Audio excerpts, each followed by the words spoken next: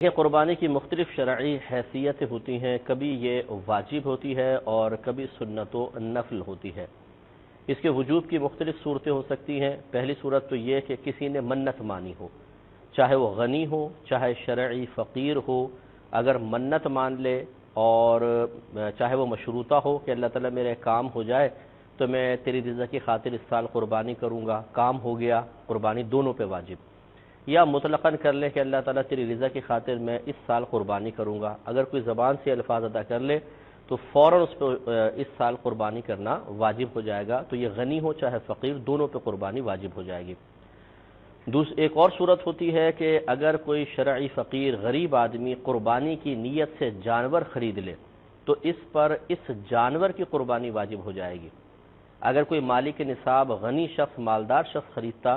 تو اس پہ پرٹیکولر اس جانور کی قربانی واجب نہ ہوتی، یعنی خریدنے کے بعد چاہے تو اس کو بیچ کر دوسرا جانور لے آئے، یہ ہو سکتا ہے۔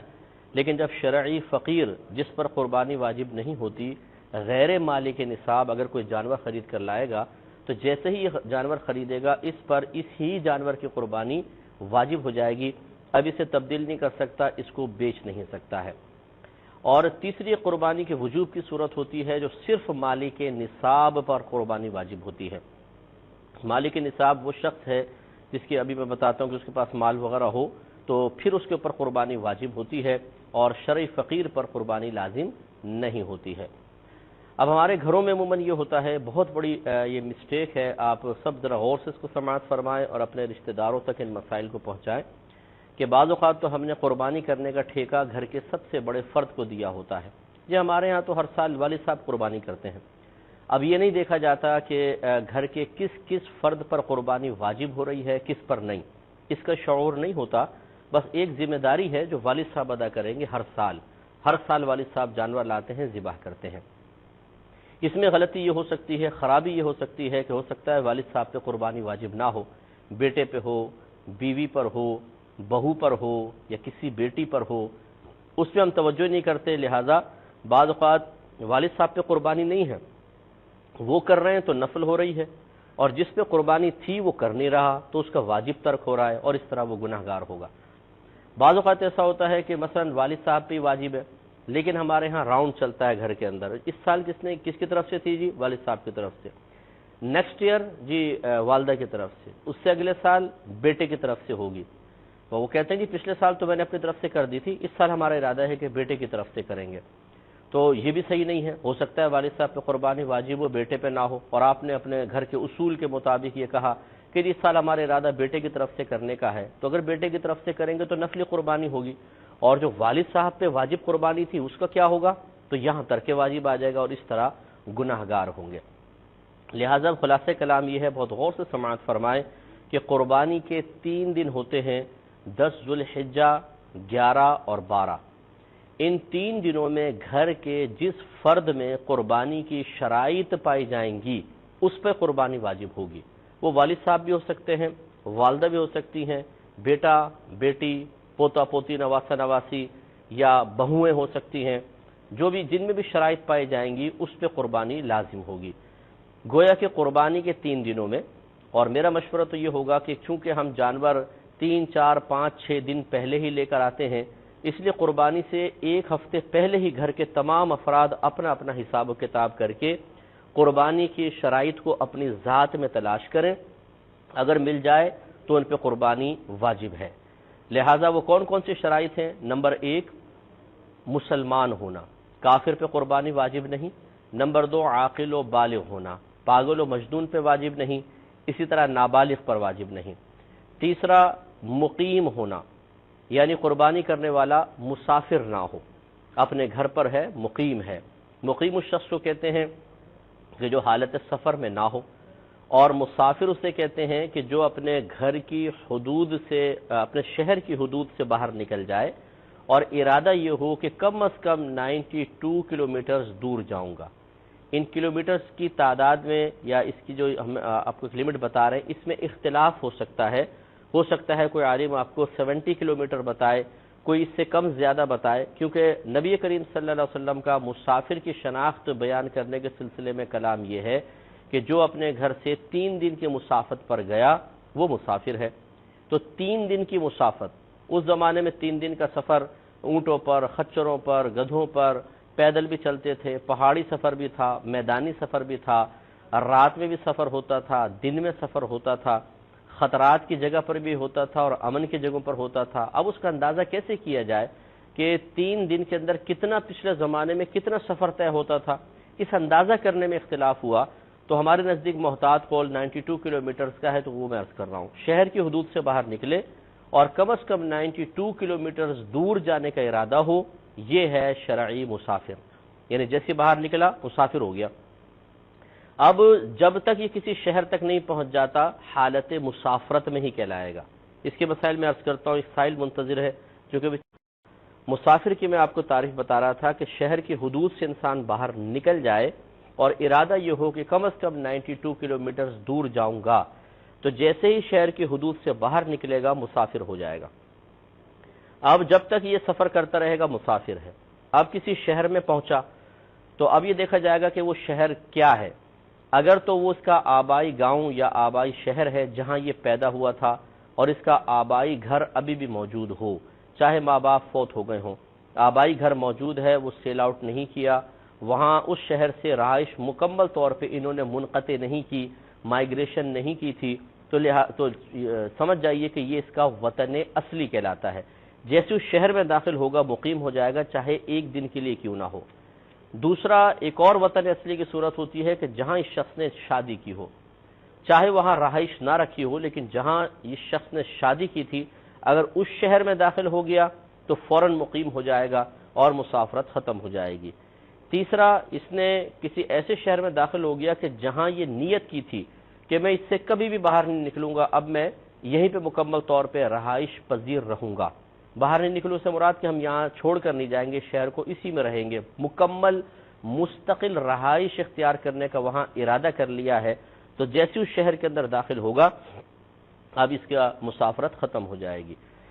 یہ تو ہوا وطن اصلی۔ 3 طرح کے وطن اصلی تھے، ان میں حکم یہ ہوتا ہے جیسے آپ مسافرت کر کے داخل ہوں گے چاہے 1 دن کے لیے کیوں نہ ہو، آپ کی مسافرت ختم ہو جائے گی۔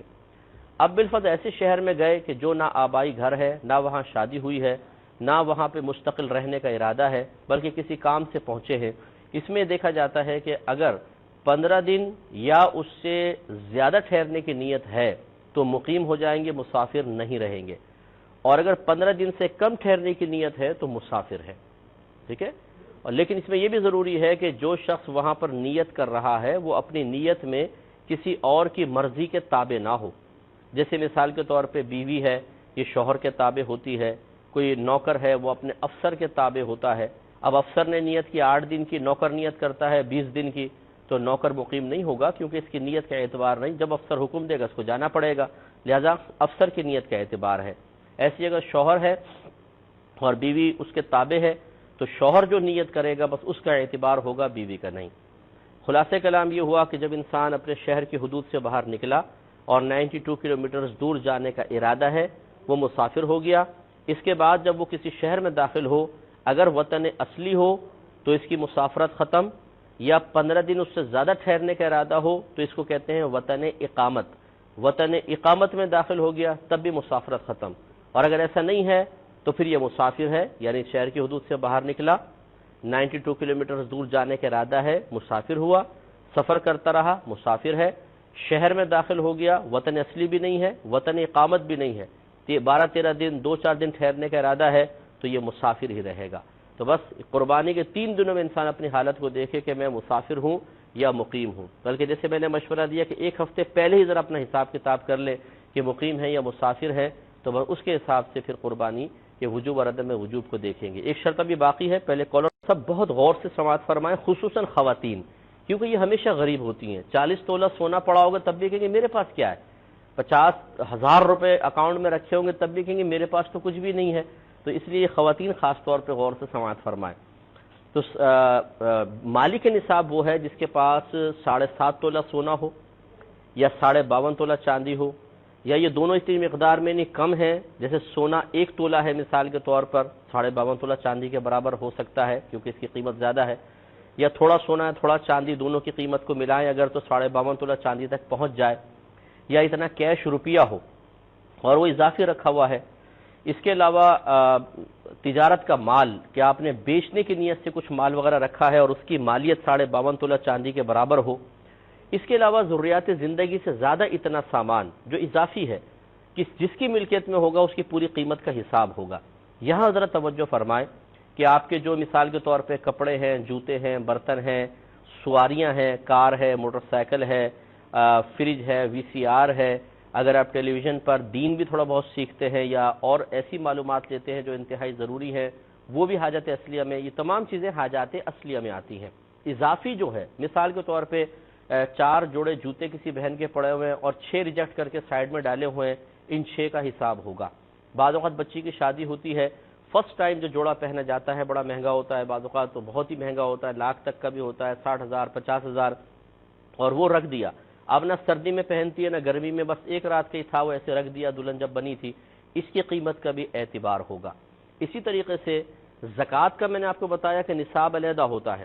زکوٰۃ کے لیے ضروری ہوتا ہے کہ اگر آپ نے دکان لی ہے، کوئی مکان لیا ہے، پلاٹ لیا ہے، اگر بیچنے کی نیت سے لیا ہو تو زکوٰۃ بنتی ہے، ورنہ نہیں۔ لیکن قربانی میں ایسا نہیں ہے۔ قربانی میں جتنا سامان، جتنا یہ پلاٹ وغیرہ ضرورت سے زائد ہوگا، ان سب کی قیمت کا اعتبار ہوگا۔ مثال کے طور پہ ایک پلاٹ لے کے رکھا ہوا ہے کہ چلو جب پیسے آئیں گے بنا لیں گے اپنے لیے، اس کی قیمت کا اعتبار ہے کیونکہ اس وقت یہ آپ کی ضرورت سے زائد ہے۔ ایسی آپ نے دکان لے کے رکھی ہوئی ہے اور یا کوئی مکان خرید کے رکھا ہوا ہے، ان کی قیمت کا بھی اعتبار ہوگا۔ اسی طرح جتنی دکانیں، جتنے مکان آپ نے کرائے پہ چڑھائے ہوئے ہیں، تو یقینی سی بات ہے اگر آپ کی ضرورت کے ہوتے آپ اس میں رہتے، لیکن آپ نہیں رہتے ان مکانوں میں، اور اس طرح دکان آپ نے کرائے پہ چڑھائی ہوئی ہے تو یہ ضرورت سے زائد کہلائے گی۔ اس دکان کی قیمت کا اور اس مکان کی قیمت کا بھی اعتبار ہوگا۔ بلکہ اس میں اور زیادہ ایک مسئلہ ہے، وہ میں عرض کرتا ہوں۔ پہلے قربانی کے مالک نصاب ہونے کے لیے جو مال آپ کے پاس ہے اس پہ سال کا گزرنا کوئی شرط نہیں ہے، بس اتنا ہو، وہ سونا ہو یا چاندی ہو یا روپیہ ہو یا مال تجارت ہو یا ضروریات زندگی سے زائد اتنا سامان ہو کہ ان کی قیمت 52.5 تولہ چاندی تک پہنچ جائے، قربانی لازم ہو جائے گی۔ اس لیے ہم نے آپ کو سمجھایا کہ اگر 1 تولہ سونا بھی ہے، وہ چونکہ 52.5 تولہ چاندی سے زائد قیمت کا بنتا ہے، قربانی لازم ہوگی۔ تھوڑا سونا تھوڑا چاندی ہے، دونوں کو ملایا جائے گا۔ تھوڑا روپیہ بھی ہے، ان تینوں کو ملایا جائے گا۔ 52.5 تولہ چاندی تک ہو جائے، قیمت پہنچ جائے، قربانی لازم ہوگی۔ اسی طرح جو ضروریات زندگی سے زیادہ گھر میں سامان ہے، ہر ایک اپنا اپنا حساب کرے کہ میری ذاتی ملکیت میں کیا کیا سامان ہے، ان تمام جو اضافی سامان ہو اس کی مالیت کا اعتبار ہوگا۔ تو لہذا میں نے آپ کو سمجھایا کہ اگر بالفرض آپ نے کوئی دکان، مکان، پلاٹ لے کے رکھا ہوا ہے، اس کی قیمت کا اعتبار ہوتا ہے۔ کرائے پہ چڑھایا ہوا ہے تب بھی قیمت کا اعتبار ہوگا۔ حتیٰ کہ علماء نے فرمایا کہ مثال کے طور پہ آپ نے گھر کو 2 منزلہ بنا لیا، اوپر والا ایسی بند کر رکھا ہوا ہے، نیچے آپ پورشن میں رہتے ہیں،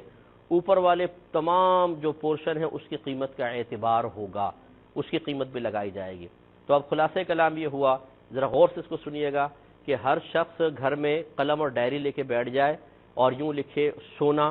کتنا ہے وہ لکھ دے، اگر نہیں ہے تو کراس مار دیں، چاندی کتنا ہے لکھے، کیش روپیہ یہ لکھیں، مال تجارت یہ لکھیں، اگر مال تجارت نہیں ہے تو وہی کراس لگائیں آپ۔ اس کے بعد آپ نے جتنا قرضہ لوگوں کو دیا ہوا ہے وہ سب یہاں لکھیں۔ جو گھر میں ضروریات زندگی سے زائد سامان ہے اس کو پہلے لکھ لیں، پھر اس کی قیمت بنا کر وہ بھی یہاں لکھ لیں، یہ اس کا ٹوٹل کر لیں، سونا، چاندی، روپیہ، مال تجارت، اس کے علاوہ جو آپ نے قرضہ دیا ہوا ہے اور ضروریات زندگی سے زائد سامان، 6 چیزیں ہو گئیں، ان کا ٹوٹل آپ نکال لیں۔ پھر یہ غور کیجئے کہ اگر آپ نے کسی کا قرضہ دینا ہے اسے اس ٹوٹل میں سے مائنس کر دیں۔ اب جو اماؤنٹ آپ کے سامنے آیا ہے دیکھیں، اگر وہ 52.5 تولہ چاندی کی مالیت تک بنتا ہے، یعنی 40,000، 42,000، 43,000، تو قربانی واجب ہوگی، اگر نہیں بنتا تو نہیں ہوگی۔ مثال کے طور پہ ہر سال آپ کے گھر میں والد صاحب کرتے ہیں، اس سال امی جان بیٹھ گئی حساب کرنے کے لیے، حساب لگایا، سونا پڑا ہے جی 3 تولہ اور اضافی پیسہ بینک کے اندر پڑا ہوا ہے 10,000 روپے۔ اب انہوں نے جب ٹوٹل نکالا تو یقینی سی بات ہے 52.5 تولہ چاندی سے تو کہیں زیادہ بن گیا، یہ مالیت اس کی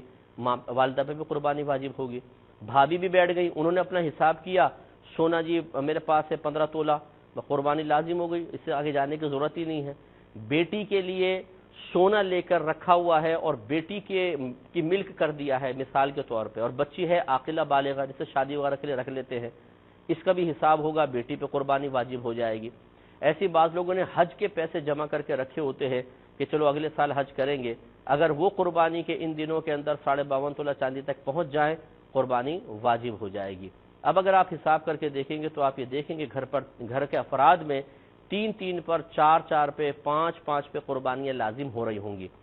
اور یہ میرا عموماً مشاہدہ ہے کہ جب کوئی ایسے مسائل سیکھنے کا موقع ملے کہ جس میں کچھ مال خرچ ہوتا ہو تو وہاں پہ ہمارے اندر کا ایک شرارتی مفتی جاگ جاتا ہے۔ معذرت کے ساتھ لفظ میں کہہ رہا ہوں، شرارتی مفتی کیا ہوتا ہے؟ وہ حقیقتاً مفتی نہیں مفتا ہوتا ہے، اور شرارت یہ ہوتی ہے کہ نفس ہمیں کہتا ہے کہ خبردار،